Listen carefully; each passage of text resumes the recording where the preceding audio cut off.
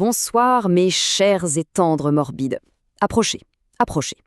Ce soir, j'ai une petite histoire pour vous. Une friandise qui sent bon la décrépitude morale et le parfum un peu écœurant de l'ambition pourrie.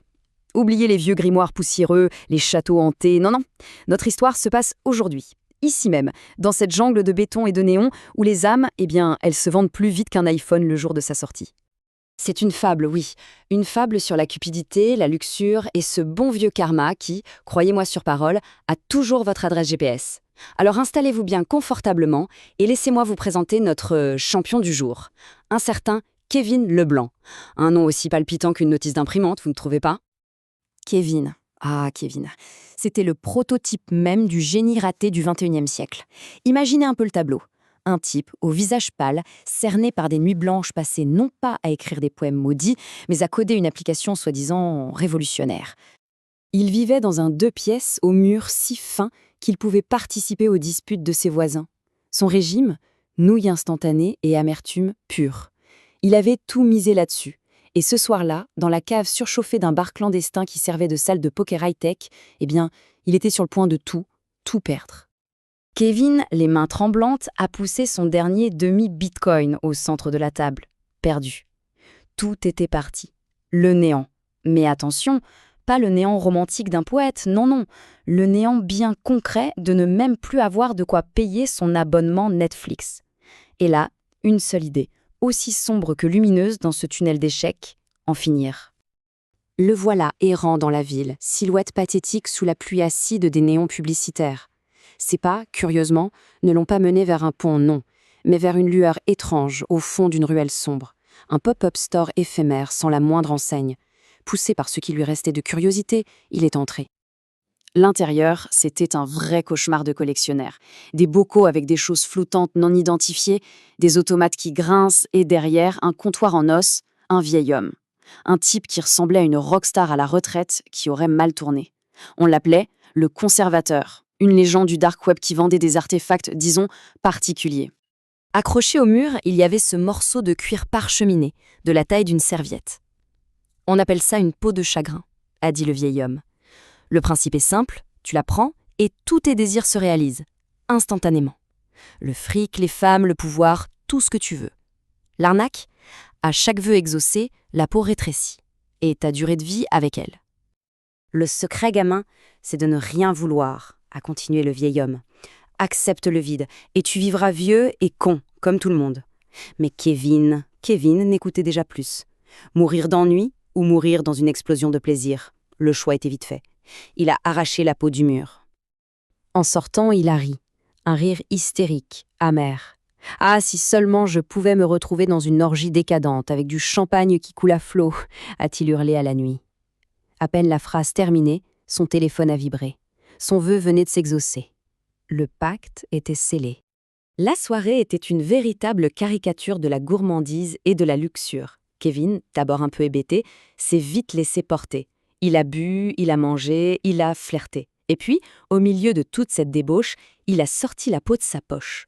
Le cœur battant, il l'a observée. Elle avait rétréci. À peine, juste le bord qui semblait s'être recroquevillé sur lui-même. Et là, la peur, la vraie.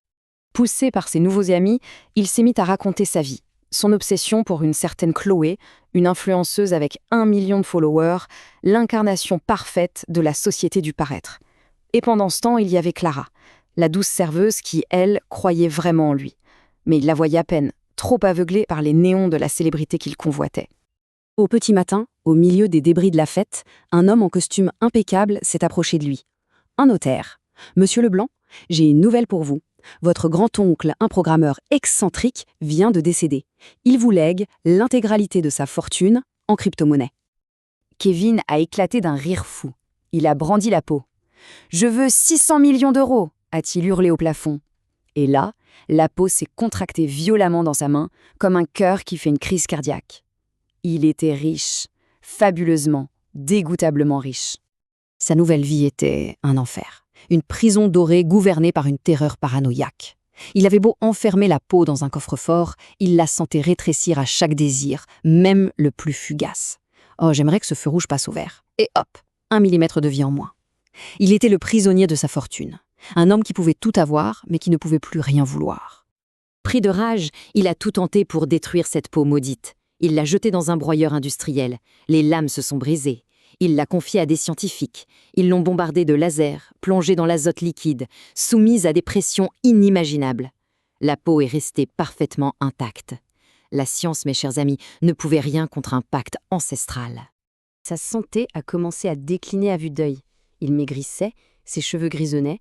Un soir, au premier rang d'un opéra où il s'était traîné par pur ennui, il l'a vue. C'était Clara. Mais elle n'était plus la petite serveuse. Non. Elle était devenue une femme magnifique, épanouie, rayonnante.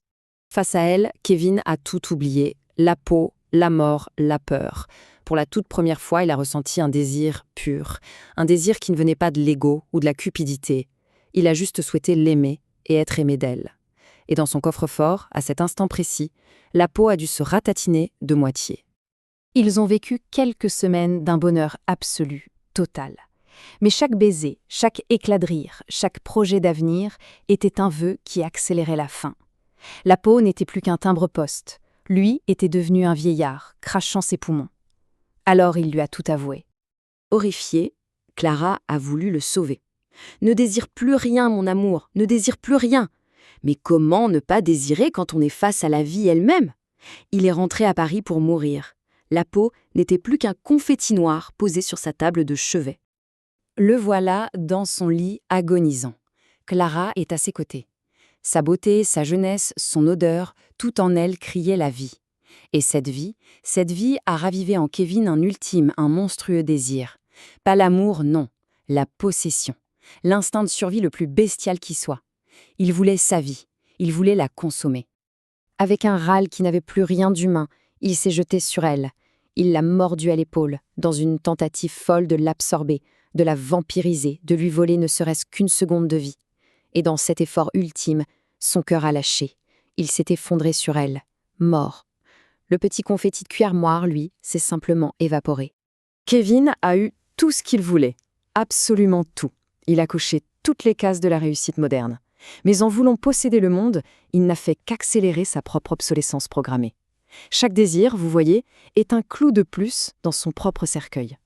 Et cela me laisse avec une petite question pour vous avant de vous renvoyer à vos vies de mortels.